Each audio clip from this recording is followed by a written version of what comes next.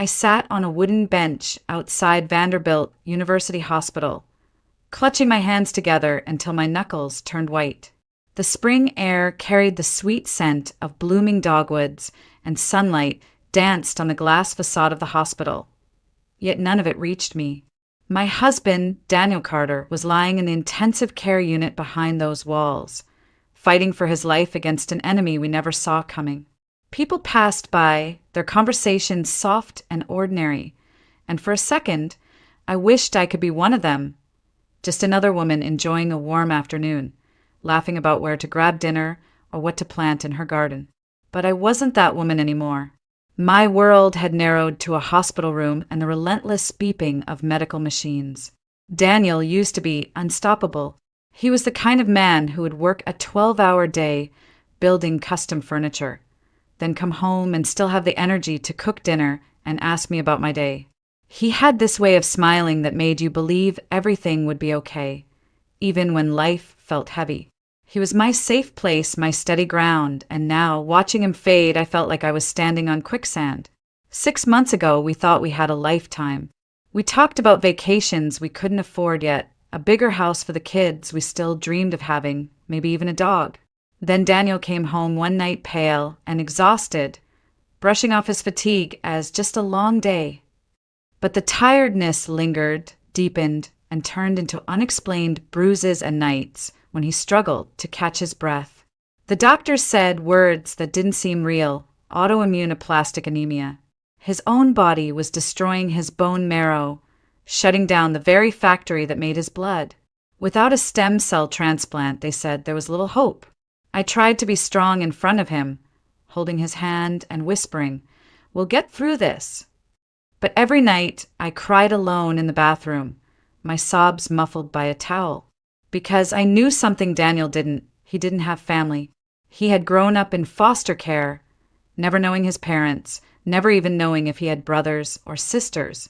And without close relatives, the odds of finding a donor match were almost impossible. We had joined the national registry, but the doctors were honest. The wait could take months, maybe years, and Daniel didn't have that kind of time. Earlier today, when his doctor pulled me aside, his words gutted me. "Emily, we are running out of options. If we don't find a compatible donor soon," he didn't finish the sentence. He didn't have to. I knew what he meant. I sat there, tears streaming down my cheeks, feeling utterly useless. I was a nurse. I spent my life helping others heal, yet I couldn't heal the man I loved most. I thought about the life we had built together, our little wooden house on the edge of Nashville, the rocking chair he made for me on our first anniversary, the framed note he once wrote that still hangs by the kitchen door, "You are my always." The thought of losing him was unbearable, and still, deep down, a voice whispered that I might have to prepare for it. I hated myself for even thinking it, but grief had already started to coil its icy fingers around my heart. Then, as if the world wasn't cruel enough, I overheard something, a conversation that would change everything. I met Daniel on a night when life felt light and ordinary, long before hospitals and medical charts consumed our days. I had just finished my final exam at nursing school, exhausted but free, and my friends dragged me to a little cafe in downtown Nashville. It wasn't fancy, just an old brick building with worn wooden floors and the smell of roasted coffee that clung to everything. I remember him walking in like it was yesterday. He was carrying a paper bag of hardware from the local supply store, his jeans dusty from work, and there was this calmness about him, the kind of quiet confidence that makes you look twice. He smiled shyly when our eyes met and asked if the seat across from me was taken. We talked for 2 hours that night about everything and nothing, how he loved building furniture, how I wanted to work in pediatrics, how we both hated olives but loved peach cobbler. When he laughed, really laughed, his eyes crinkled in the corners, and something in me just knew.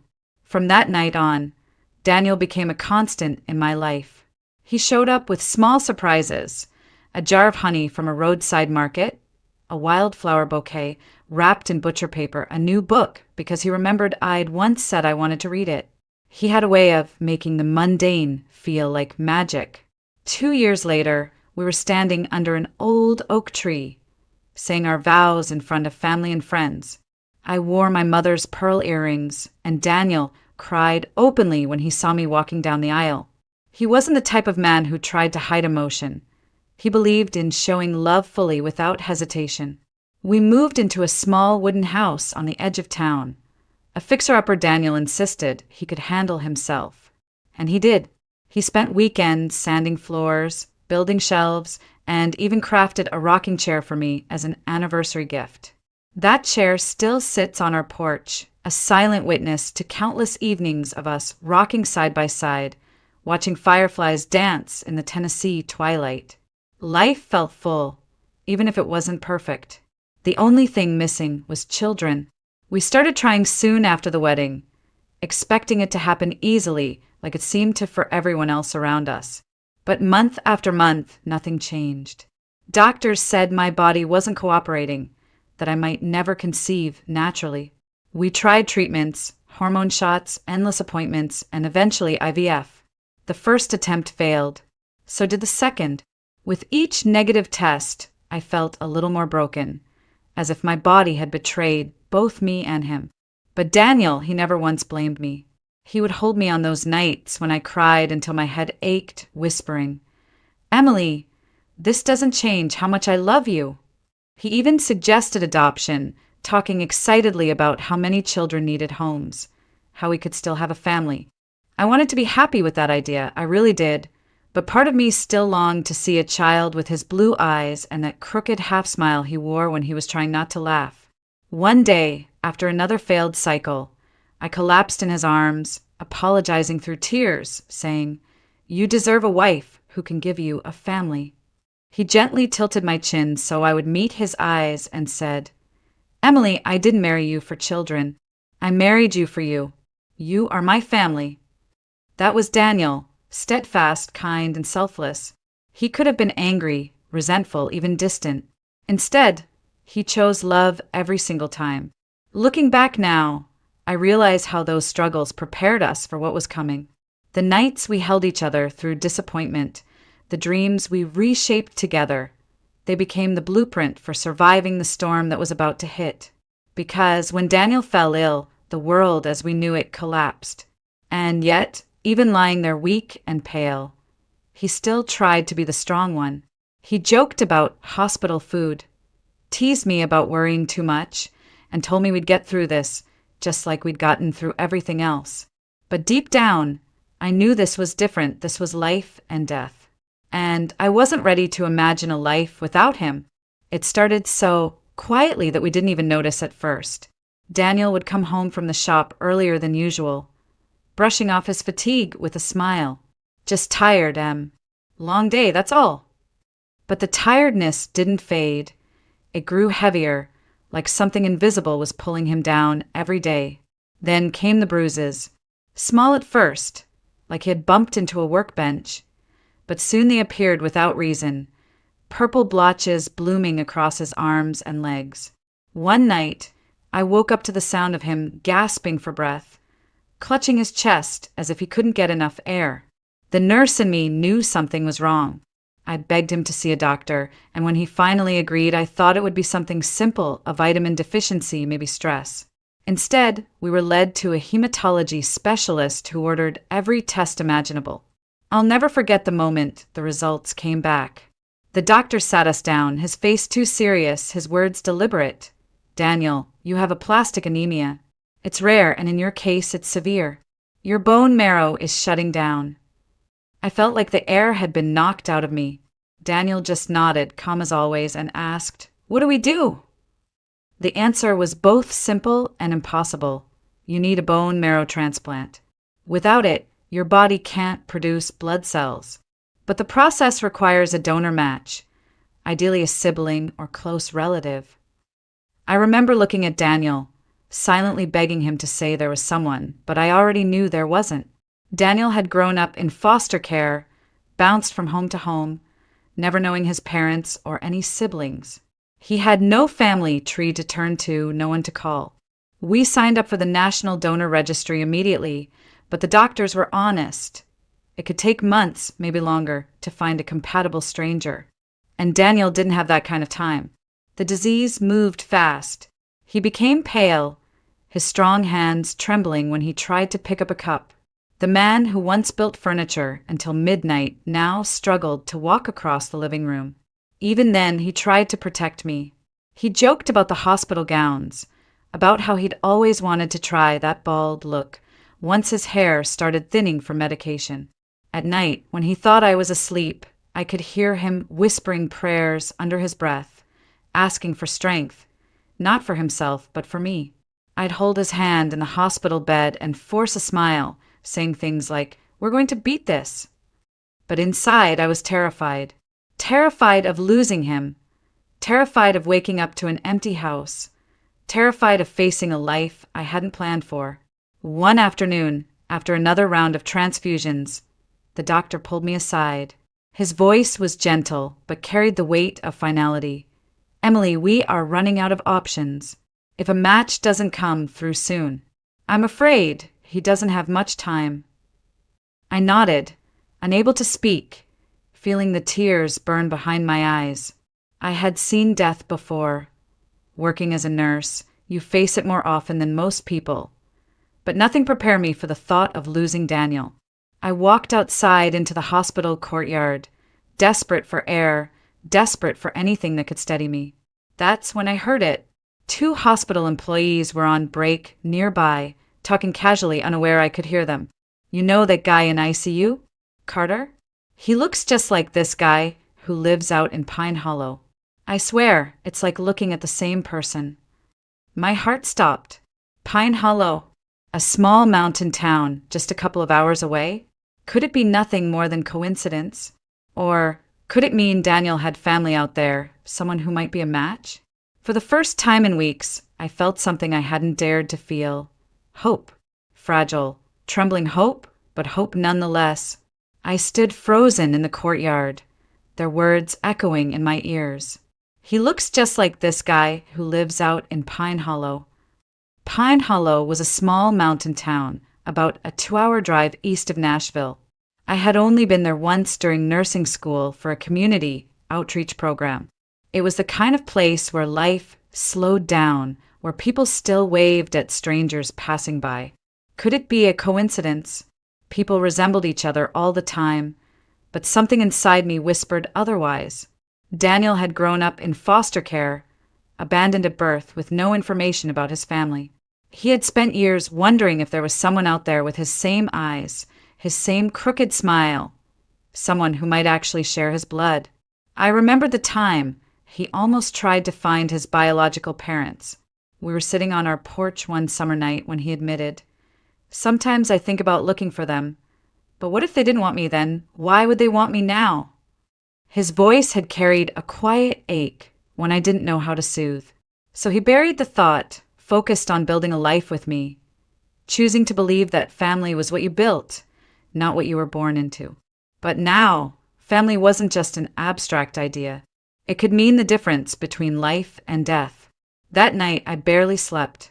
I sat at Daniel's bedside, holding his hand while the machines hummed softly. His skin was pale, his breathing shallow but steady. I whispered, "I'm going to fix this, Danny. I don't care what it takes."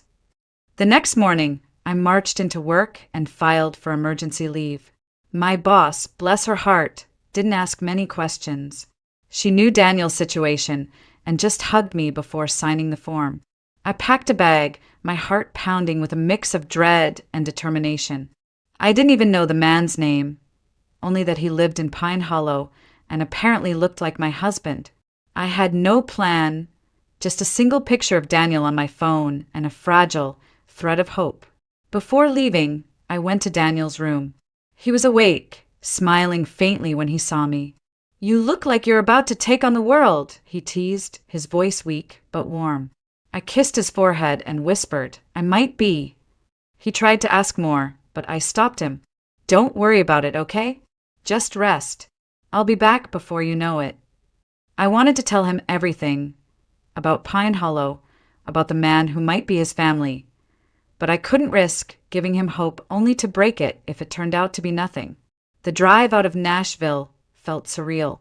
The highway gave way to winding country roads, fields of early spring wildflowers, and eventually the rolling hills of Pine Hollow.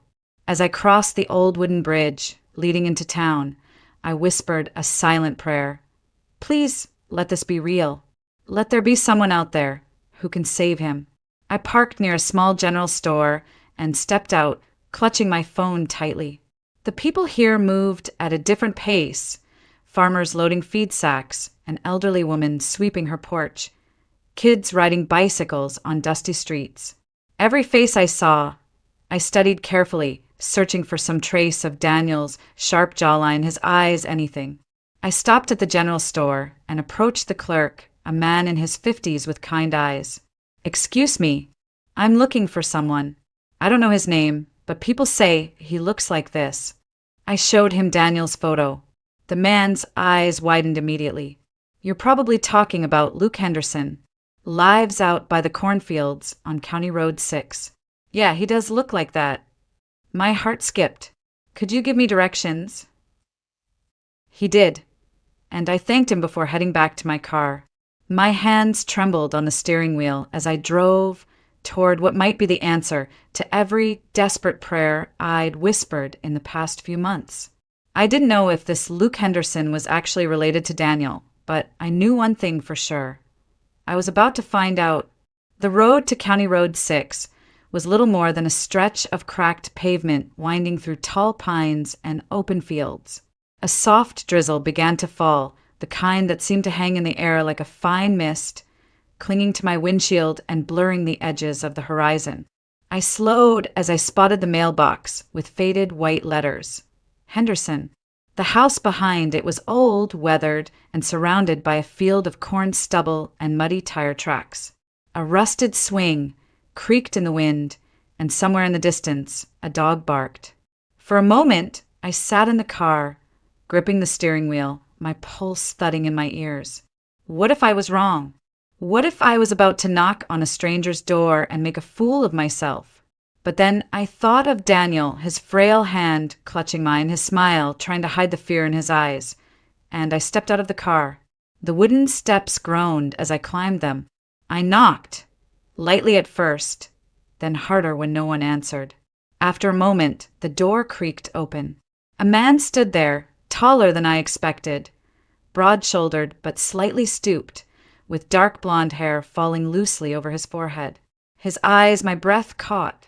They were the same piercing blue as Daniel's, the same shape, the same intensity. He blinked at me. Can I help you? His voice was deep, cautious, with a rough edge like someone who hadn't had to entertain strangers often. I held out my phone with trembling hands, showing him the picture of Daniel. This is my husband. His name is Daniel Carter. People said you look like him. The man frowned, staring at the screen for what felt like forever. His expression shifted, confusion, disbelief, and something almost painful. He rubbed the back of his neck. Well, I'll be damned, he looked at me again, softer now. Who are you? Emily. I'm his wife. He stepped aside. You better come in. The inside of the house was humble, wood floors, mismatched furniture, the faint smell of coffee and motor oil. He gestured to a chair. Sit. You're saying he's your husband. I nodded, clutching my bag in my lap. He's in the hospital. He's very sick. He needs a bone marrow transplant. They said he has no family, but then I heard about you and my voice broke. I had to come. The man, Luke Henderson, as I quickly learned, sat opposite me, leaning forward, elbows on his knees. He looked at the photo again, shaking his head slowly. I think he might be my brother. Those words hit me so hard I almost couldn't breathe. Your brother. Luke nodded. Our mom, she wasn't much of one, to be honest. She had a lot of kids, most with different fathers. When I was little, she had another baby, a boy. She said she wasn't keeping him, signed papers at the hospital and left him there. I was too young to do anything, but I never forgot.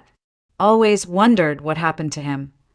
He rubbed his face with both hands, his voice cracking. I didn't even know his name until now. My eyes blurred with tears. Daniel's been looking for family his whole life. He thought he was completely alone. Luke's jaw tightened, and he stood abruptly. I'll do it. The transplant. I don't even need to think about it. You do that.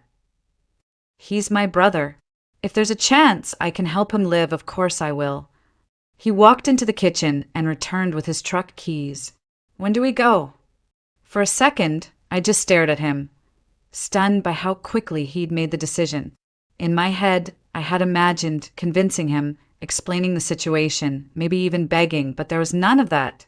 It was like he had been waiting for this moment without even knowing it. We left Pine Hollow that evening, the rain now heavier, streaking the windshield as Luke drove behind me in his old pickup truck. My chest felt lighter for the first time in months. There was still fear, there was always fear, but now there was also something else. Hope that felt solid, like ground under my feet. When we arrived at Vanderbilt University Hospital, I led Luke through the sterile white halls to Daniel's room. Daniel was awake, propped up by pillows, his skin pale, but his eyes brightening when he saw me, then narrowing in confusion when they shifted to Luke. For a long moment, no one said a word. Daniel's mouth opened slightly, like he was staring at a ghost. Luke stepped forward, emotion thick in his voice. I think I'm your brother. Daniel blinked, tears welling instantly. My brother. I stood there, watching two men, strangers a day ago, brothers by blood, lock eyes as if recognizing something only they could feel. Daniel reached out a shaking hand, and Luke took it firmly. We'll talk later, Luke said softly, but right now I'm here to save your life. Luke's test results came back faster than I expected. The doctors wanted to expedite everything because Daniel's condition was deteriorating quickly. When the hematologist stepped into the waiting room with that soft, relieved smile, my knees nearly gave out. He's a strong match, she said. One of the best we've seen in a while. I turned to Luke, tears brimming in my eyes. Did you hear that? You're a match. You can save him. Luke's expression wavered between shock and determination. Then let's do it. When do we start? That night, Daniel and Luke finally had time to sit together. I stayed just outside the doorway for the first few minutes, giving them privacy, but I could still hear their voices. Low, emotional, hesitant at first, then warmer as minutes passed. Daniel's voice broke as he said, I used to dream about having a brother. I thought it was stupid, like dreaming about a house you'll never live in. But here you are, real. Luke chuckled, quietly, though his voice was thick. Guess life had other plans, huh? I'm sorry I wasn't there, Danny. I didn't even know. You don't have to be sorry, Daniel said, gripping Luke's hand with surprising strength for someone so weak. You're here now. That's all that matters. When I stepped back into the room, Daniel looked at me with damp eyes and whispered, I have a brother, Em. I'm not alone. I kissed his forehead and smiled, whispering back, You never were. The procedure was scheduled for the next morning. I barely slept, my mind racing through every possible outcome. Luke was calm, even joking with the nurses as they prepped him for the donation. Never thought I'd be giving my bone marrow to a guy I met yesterday, he teased, then looked at Daniel and added softly, But I'm glad it's him. The hours crawled by, but eventually it was done. The transplant went smoothly, and Daniel was moved to a recovery room while the new stem cells began their life-saving work. I sat by his bed, holding his hand, feeling the warmth return to his skin. For the first time in months, his face had a hint of color. Luke came in later, looking tired but content, and Daniel reached out weakly to clasp his brother's arm. You just gave me a second chance, he whispered. Luke smiled and said, Guess we're even now. You gave me family. I couldn't stop the tears this time. For months, I had carried so much fear, so much loneliness, but now, sitting there between these two men who had found each other against all odds, I felt something I hadn't dared to feel in so long, peace. Outside the window, Nashville's skyline shimmered under the late evening lights, and I thought about how quickly life could shift, from despair to hope, from loss to gain, sometimes in just a matter of days. For the first time in months, I allowed myself to breathe deeply and believe that Daniel might actually survive, and that we had been given a gift far greater than we had asked for. The days following the transplant felt like stepping into a new world, one where hope finally outweighed fear. Daniel's body responded well to the transplant. Each morning, I'd watch for the tiniest signs: a bit more color in his cheeks, a steadier tone to his voice, a stronger grip when he held my hand. Luke stayed nearby, sleeping on an old pull-out chair in the waiting area when the hospital rules didn't allow him to stay in Daniel's room overnight. He never complained. One evening, I brought him a cup of coffee and found him staring at Daniel through the glass, a look of quiet awe on his face. "He's really my brother," he said softly, as if still convincing himself. Daniel began to regain his strength slowly, and one crisp autumn afternoon, he took his first steps outside since the transplant. I walked beside him as he shuffled carefully along the hospital's garden path, sunlight flickering through the changing leaves. "I forgot how good fresh air feels," he whispered, squeezing my hand.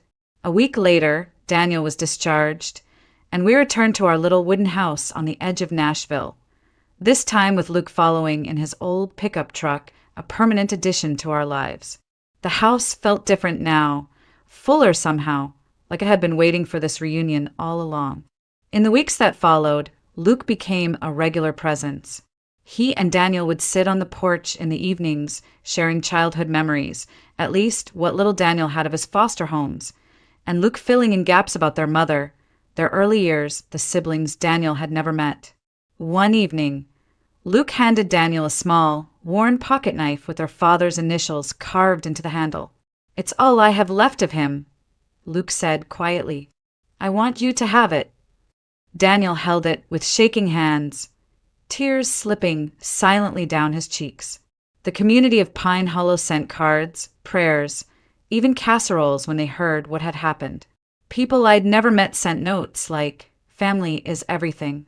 Hold each other close."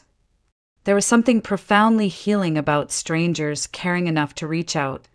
It reminded me that goodness still existed everywhere, even in the hardest seasons. Months passed, and Daniel grew stronger. His hair began to thicken again, his laugh returned, and he started building furniture in the garage. Slower than before, but with that same spark of creativity he'd always had. One evening, he pulled me outside to the porch where a brand new rocking chair sat, crafted with careful precision. "For you," he said simply. I sat down and felt tears blur my vision as I rocked gently, the chair creaking with a familiar warmth. We also welcomed Luke into our traditions. Sunday dinners became a staple, filled with laughter and quiet gratitude. Sometimes I'd catch Daniel and Luke looking at each other with these half smiles, like they still couldn't quite believe they'd found each other. One particularly golden autumn evening, Daniel and I walked along a tree-lined road near Pine Hollow, hand in hand, watching leaves swirl in the breeze. Luke was ahead of us, laughing as he carried his young niece, his best friend's daughter, on his shoulders. Daniel squeezed my hand gently. "You know," he said, "I used to think being an orphan meant I'd always be alone, but I was wrong. I have you, and now I have him too." I looked at him, feeling the truth of those words settle deep in my chest. "Family isn't always about blood, Danny," I whispered, "but sometimes it is, and it's beautiful." That night, as we sat around a small bonfire behind Luke's house, the flames casting soft glows on everyone's faces, I felt something I hadn't in so long, a calm certainty that we were going to be okay. Life had broken us down, yes, but it had also put us back together in ways we never expected. I rested my head on Daniel's shoulder, listening to Luke telling a story about their childhood neighborhood, and thought to myself, this is it. This is what healing feels like. Our story had begun in despair, but it didn't end there. It ended with family, with second chances, with a brother found, and a life renewed. And as I closed my eyes, the crackle of the fire and Daniel's warm hand in mine, I realized something powerful. Sometimes life gives you exactly what you need just when you're about to lose hope.